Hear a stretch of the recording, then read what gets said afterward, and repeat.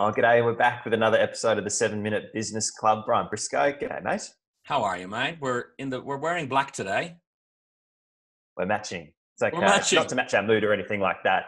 We just probably need the black to feel a little slimmer. Well, that's for me anyway. Exactly. I brought some colour into the meeting, though. It's okay. I like it. There's some pep in your step with that. Hey, this week, talking about something that I'm actually going to be going through next week, bringing your team back to the office and the responsibilities that you might have as a leader, a manager, or an owner of that business. Yeah, and I reckon there's a lot of people doing it. It's almost the next part of this whole transition that's become a perpetual change that we call life. And there's a lot to consider. There's the legal side, there's the humanistic side, there's the morale side. So yeah, we just thought it was a really good subject to cover off today. Wrap as much as we can into close to 7 minutes and just give people some tools. Yeah, I'm going to be a bit like the kid in the candy shop because I'm going to see people. I haven't been around people. So the first day might be lost to just catching up and having a bit too much of a chat. But you mentioned a couple of them, but what are those considerations on leaders and managers as we ease people back into that environment? Yeah, we might as well cover the dry bit off first, and that's the legal side. So everyone knows that there's a thing called a duty of care that you have as a manager, a leader, as an employer. And you need to show that you are taking reasonable steps to keep your staff safe. And so there's really obvious things like just social distancing and giving people procedures around social distancing. So when you're going Monday and you're all enthusiastic, well, your employer has a duty of care to tell you that you're not allowed to hug someone, you're not allowed to shake hands with someone, and also that you got to keep your distance from someone. And whilst that might seem obvious, you as the employer have an obligation to communicate that to your team and to have constant reminders around the place for your team to do that. Equally, how do your team know that their desk has been cleaned and the place has been sanitized and the place is going to get cleaned more usual and more regularly than perhaps before?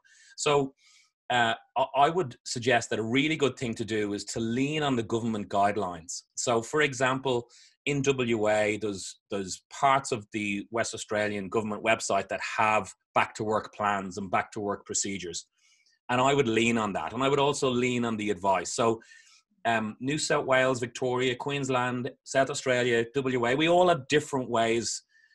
We're all at different points of considered safety around community transmission of this health crisis. And equally, our governments have given us slightly different guidelines as to how to go about it. So I think it's really good, and you'll be looked on favorably as an employer if you copied what the government were telling you to do around safety. And just thinking about a staged return. So just thinking about how am I giving my people a premeditated approach to this that looks safe, that looks considered, that looks strategic from a point of view of being really constructive in getting people back to work. And just really practicing safety. Because to go really dark on it, one of your staff may say, I'm sorry, I've got anxiety. I do not feel safe in here and I'm going to go home. And you can't stop them.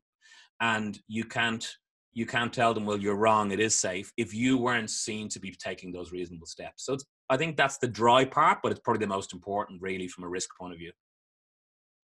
Yeah, for sure. I mean, that's the black and white, the things that you must do.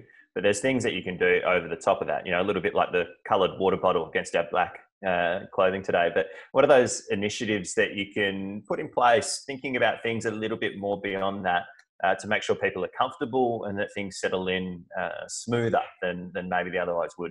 Yeah, good, great. So in the 20 years that I've been involved in helping companies introduce new staff, I always talk about the first day of someone's work life is a little bit like an adult version of your first day in school or your first day in a new school or your first day in a new class. And the way in which you would hope for your child to get welcomed into a new school and get settled into a new school, I used to use that analogy a lot, and I still do with employers who are bringing new people in. And that goes for whether you're recruiting a CEO or recruiting a graduate or anything in between. And I think a really good way of thinking about this is that this is our first day back. Like if it's next week on Monday, it's kind of your first day back after a layoff, and life looks a lot different than it did 6 weeks ago in our worlds. So being able to welcome people back into the workplace, being able to get everyone together really early on, 2 meters apart, and share your vision. And we spoke about that a few times in the 7-Minute Business Club, about really being able as a leader to articulate what your vision is. So almost treating it like the first day in the office for everyone, and bringing people into the fold. And you know what? I would really, if I was an employer, allow people to spend the day reconnecting. It's actually really important. So when you said, you know, it's a waste of a day, I actually think it's a brilliant use of a day, as long as it doesn't continue for the entire week. But reconnecting with your tribe, and that's what you want. I always say that, like, the sooner that you get people to settle into the tribe, the sooner they're productive. And you're going to have maybe half of your team might be going back on Monday. Half of your team might be staying at home. So there's things like, how do you make people feel secure and certain? How do you make them feel welcome? How do you articulate that vision of where the company's going now? And as we said, your business plan last July might be out the window, or might have needed to, you know, change and put a bit of pink into the black. But where are you going now, and do your team know that? And then also really giving people that flexibility. I think it's really important that I think if one thing we've maybe learned, and I even had someone say this to me last night, is that he never thought he was going to be as productive from home. He never brought work home. He didn't think it would work for him. And he said, I'm going to work from home more often because I was really productive. And if you've got a team that you can trust, it's okay if they need to take a day a week, or if they say, hey, is there any chance that I can work from home Wednesday morning? Of course there is. Come in at lunchtime. But again, let them understand what success might look like for a productivity point of view.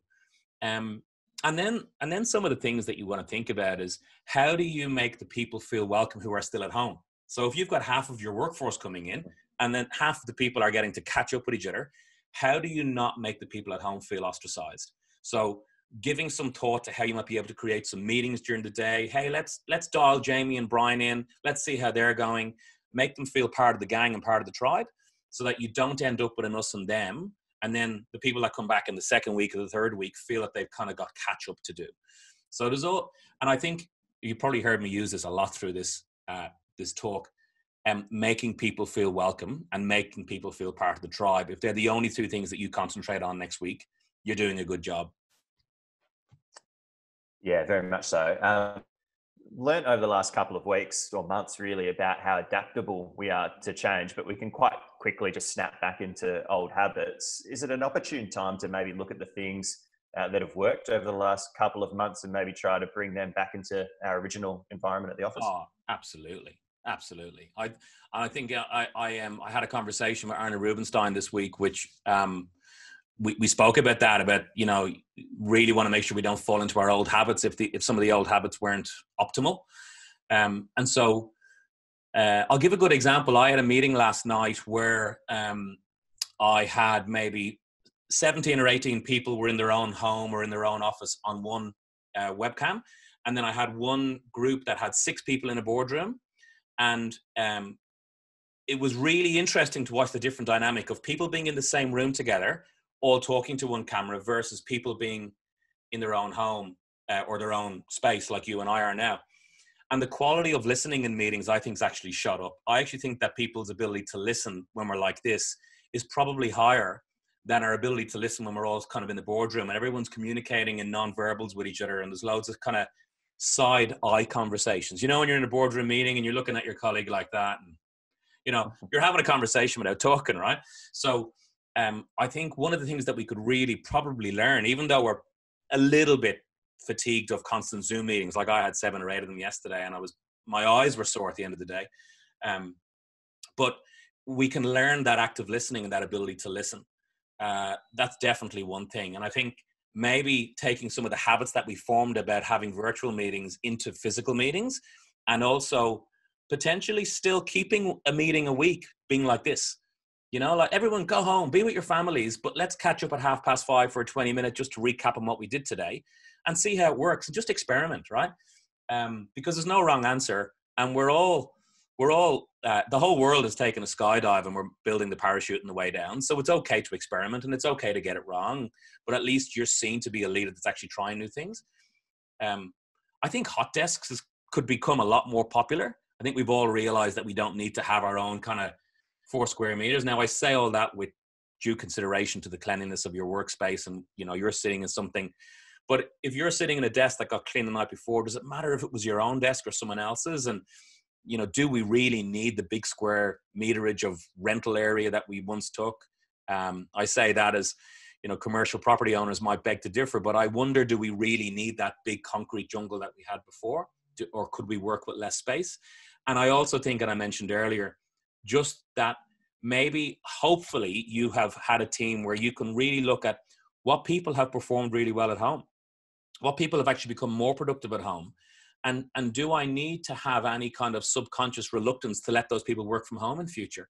Or does that balance actually add value to the company and add value to the life of my staff and their families? And what a wonderful thing that would be, and what a wonderful gift that would have been if that's the case. So I think the ability to trial and error and really watch. Some people will need to get back to the office because they don't work well from home, and others might actually be a lot more productive if they have that air of balance between the two.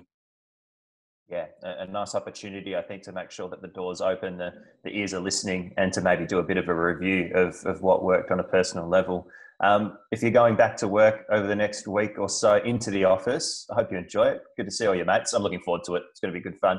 And Brian, it's been good fun to see you too.